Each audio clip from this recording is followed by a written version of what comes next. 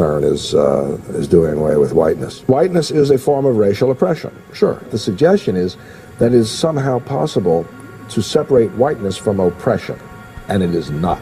There can be no white race without the phenomenon of white supremacy. If you abolish slavery, you abolish slaveholders. In the same way, if you abolish racial oppression, you do away with whiteness. Treason to whiteness is loyalty to humanity. Your views are fairly well received in academia. Yes, they're legitimate. Not to say that everyone agrees, but sure. I could not point to any examples where it has provoked political censorship. Whiteness is an identity that arises entirely out of oppression. Whiteness is not a culture, it's not a religion, it's not a language, it's simply an oppressive social category. Blackness is an identity that can be plausibly argued. Black studies is a study of a people that has formed itself in resistance to its oppression. The task is to bring this minority together, in such a way that it makes it impossible for the legacy of whiteness to continue to reproduce itself.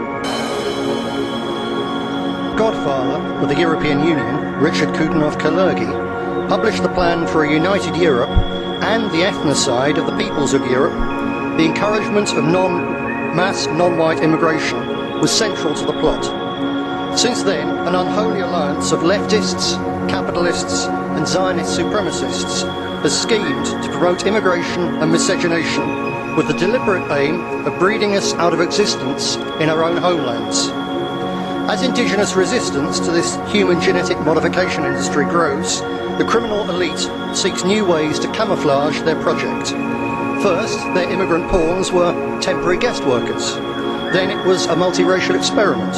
Then they were refugees. Then the answer to a shrinking population. Different excuses, different lies.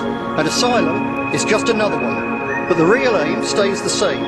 The biggest genocide in human history. The final solution of the Christian European problem. Before it, I would say many times in the future, that diversity for any country and diversity for Scotland is not a weakness. It is, in my view, one of our greatest and most precious strengths. I fully support the UN global goals. Each and every one of them is really important, but for me, this one, reduced inequalities, is particularly important because giving everybody the best chance in life is so important wherever in the world you live.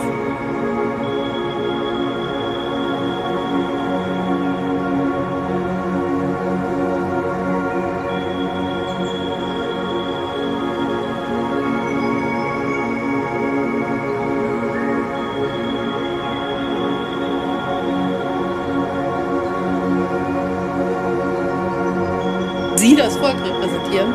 Und da muss ich sagen, Globalisierung, Nationalstaat, egal wie, das Volk sind jeweils die Menschen, die in einem Lande dauerhaft leben und nicht irgendeine Gruppe, die sie...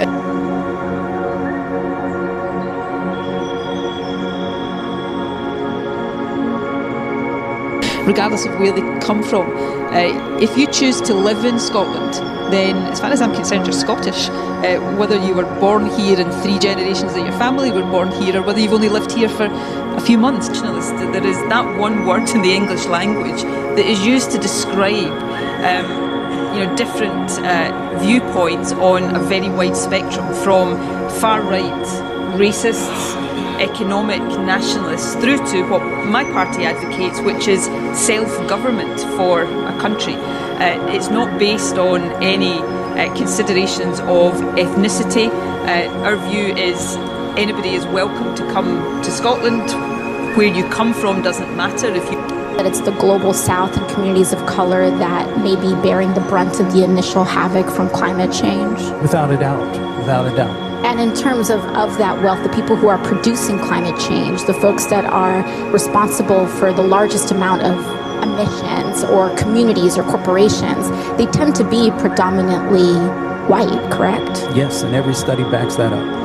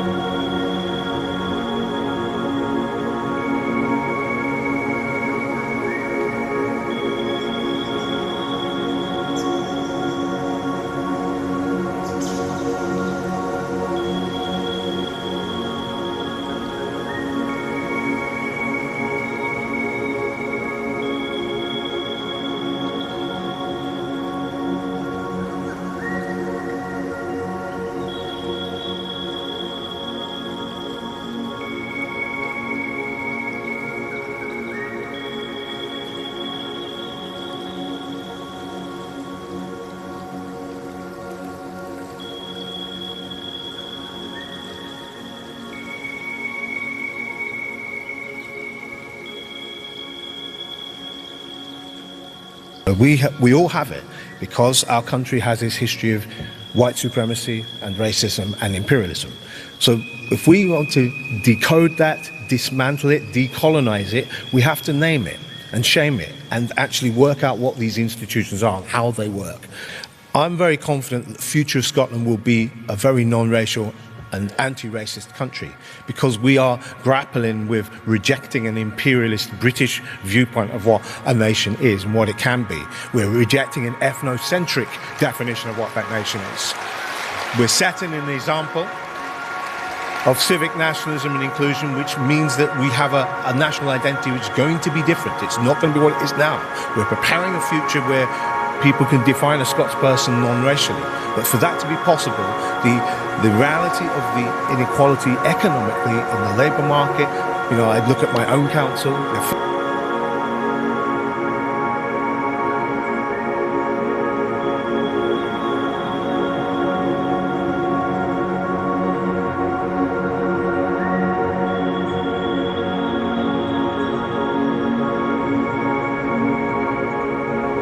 The white British population has decreased by 600,000, while the minority population has increased by 1.2 million. So yes lads, we're winning.